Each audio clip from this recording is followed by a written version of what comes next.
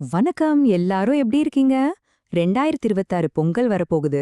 அதுக்கு தமிழ்நாடு அரசு என்னென்ன ஸ்பெஷல் திட்டங்கள் அறிவிச்சிருக்காங்கன்னு தெரிஞ்சுக்க ஆர்வமா இருக்கீங்களா? இந்த பொங்கல் பரிசு தொகுப்புல என்னதான் இருக்கு, யாருக்கெல்லாம் கிடைக்கும்னு ஒரே கன்ஃபியூஷனா? கவலைய விடுங்க, வாங்க எல்லாத்தையும் நம்ம ஒன்னொன்னா சிம்பிளா பார்க்கலாம். சோ, எல்லோரோட மனசுலயும் இருக்கிற கேள்வி இதுதான். வரப்போற 2026 பொங்கலுக்கு நமக்கு என்னென்ன சலுகைகள் கிடைக்கும்? அது பண உதவியா இருக்குமா, இல்ல பரிசு பொருட்களா, இல்ல இதெல்லாம் தாண்டி வேற ஏதாவது புது திட்டங்கள் வருதா? வாங்க இதுக்கான பதில தேட ஆரம்பிக்கலாம். சரி, முதல்ல எல்லா ரேஷன் கார்டு வச்சிருக்கிறவங்களுக்கும் கிடைக்க போற அந்த மெகா பொங்கல் பரிசு பத்தி பாத்திரலாம். இந்த வருஷம் பணம், பொருள்னு டபுள் சந்தோஷம் காத்துட்டு இருக்குன்னு சொல்றாங்க.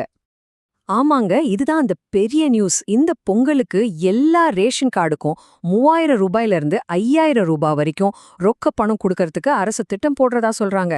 யோசிச்சு பாருங்க, இது உண்மையிலே ஒரு பெரிய தொகை இல்லையா? ஆனா இங்க ஒரு முக்கியமான விஷயத்த நீங்க புரிஞ்சுக்கணும். இந்த பணம் நமக்கு வழக்கமா ரேஷன் கடையில கிடைக்கிற அரிசி, சக்கரை, கரும்பு அடங்கிய அந்த பொங்கல் பரிசு தொகுப்போட சேர்த்து கிடைக்க போகுது. அதாவது பொருள் கூடவே பணமும். பொங்கல் பரிசு ஒரு பக்கம் இருக்கட்டும், அடுத்து நம்ம மாநிலத்துல இருக்கிற பெண்களுக்காகவே பிரத்யேகமா ஒரு சூப்பரான புதிய திட்டத்தை அறிவிக்க போறதா ஒரு பேச்சு இருக்கு. அது என்ன திட்டம்னு பார்க்கலாமா? சுயமா தொழில் தொடங்கணும்னு நினைக்கிற பெண்களை ஊக்கப்படுத்துறதுக்காக 10,000 ரூபாய் நிதி உதவி கொடுக்கற ஒரு புது திட்டம் வரப்போகுது. இது ஒருமுறை உதவியா இருக்குன்னு சொல்லப்படுது.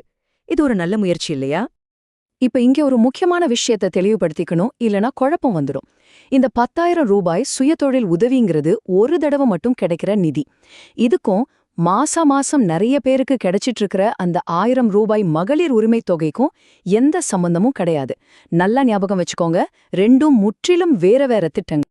சரி, இப்போ திடீர்னு இவ்ளோ பெரிய அறிவிப்புகள், இவ்ளோ திட்டங்கள்லாம் வர்றதுக்கு என்ன காரணமா இருக்கும்? இதுக்கு பின்னால என்ன இருக்கு? வாங்க கொஞ்சம் யோசிச்சு பாப்போம்.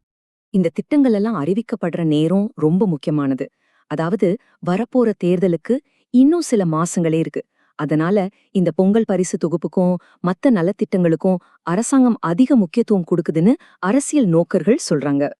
போன வருஷங்கள்ல பரிசு பொருட்களோட தரம் பத்தி சில புகார்கள் வந்ததை நீங்க கேள்விப்பட்டிருப்பீங்க இல்லையா? அதை சரி செய்யறதுக்காக இந்த முறை கண்டிப்பா தரமான பொருட்களை மட்டுமே கொடுக்கணும்னு அதிகாரிகளுக்கு ரொம்ப ஸ்ட்ரிக்டா ஆர்டர் போட்டிருக்காங்களாம். இது ஒரு நல்ல விஷயம். ஓகே, இவ்ளோ நேர திட்டங்களை பத்தி பார்த்தோம். இப்ப ரொம்ப முக்கியமான விஷயத்துக்கு வருவோம். இந்த பணத்தையும் பரிசு பொருட்களையும் எப்போ எப்படி வாங்குறது, அந்த நடைமுறைகளை பத்தி தெரிஞ்சுக்கலாம். இந்த தேதிகளை நல்லா குறிச்சு வச்சுக்கோங்க. முதல்ல ஜனவரி 3ஆம் தேதியிலிருந்து வீட்டுக்கே டோக்கன் வந்துடும். அதுக்கப்புறம் ஜனவரி 9ஆம் தேதியிலிருந்து நீங்க ரேஷன் கடைக்கு போய் பணத்தையும் பரிசு பொருட்களையும் வாங்கிக்கலாம். இதுல இன்னொரு நல்ல விஷயம் என்னன்னா, மகளிர் உரிமை தொகை வாங்குறவங்களுக்கு இந்த மாசம் பொங்கலுக்காக கொஞ்சம் முன்னாடியே, அதாவது ஜனவரி 10லிருந்து 12க்குள்ள அந்த பணம் வந்துடும்னு சொல்றாங்க. பொங்கல் பரிசு அறிவிப்புகள் மட்டும் இல்லங்க, ரேஷன் கார்டு சம்பந்தமா இன்னும் சில முக்கியமான அப்டேட்ஸும் இருக்கு. அது என்னன்னு பாப்போம். முதல்ல வயசானவங்களுக்கும் மாற்றுத்திறனாளிகளுக்கும் வீட்டுக்கே ரேஷன் பொருட்கள் கொண்டு வர்ற தாய்மானவர் திட்டம் தொடர்ந்து நடக்கும்னு சொல்லிருக்காங்க. அது மட்டும் இல்லாம புதுசா ரேஷன் கார்டுக்கு அப்ளை பண்ணவங்களுக்கு சீக்கிரமா கார்டை கொடுக்கவும் ஏற்பாடு செய்றாங்களாம். சோ வெயிட் பண்றவங்களுக்கு இது ஒரு நல்ல செய்தி. அப்போ மொத்தத்துல பார்த்தா 2026 பொங்கல் ரொக்கப்பணம், பெண்களுக்கான புது திட்டம், மேம்படுத்தப்பட்ட சேவைகள்னு நிறைய அறிவிப்புகளோட வரப்போகுது. ஆனா இங்க ஒரு கேள்வி எழும்புது. இந்த மாதிரி பண்டிகை காலத்துல வர்ற உதவிகள் அந்த நேரத்து கொண்டாட்டத்துக்கு மட்டும்தானா, இல்ல மக்களோட வாழ்க்கையில ஒரு நீடித்த நல்ல மாற்றத்தை கொண்டு வருமா? இத பத்தி நீங்க என்ன நினைக்கிறீங்க?